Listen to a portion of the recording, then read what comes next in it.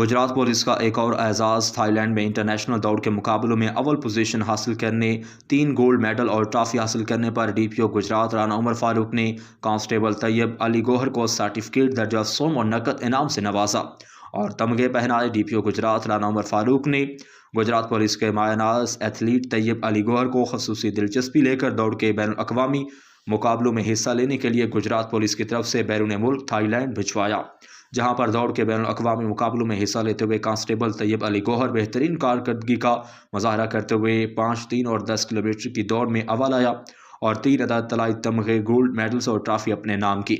वतन वापसी पर डीपीओ गुजरात राना उमर फारूक ने एथलीट की हौसला अफजाई करते हुए तमगे पहनाए और कहा कि आपने बैन अवी सतह पर तमगे जीतकर गुजरात पुलिस का नाम रोशन किया। आप गुजरात पुलिस का असासा हैं और आइंदा भी गुजरात पुलिस का मुकम्मल ताउन हमेशा आपके साथ रहेगा।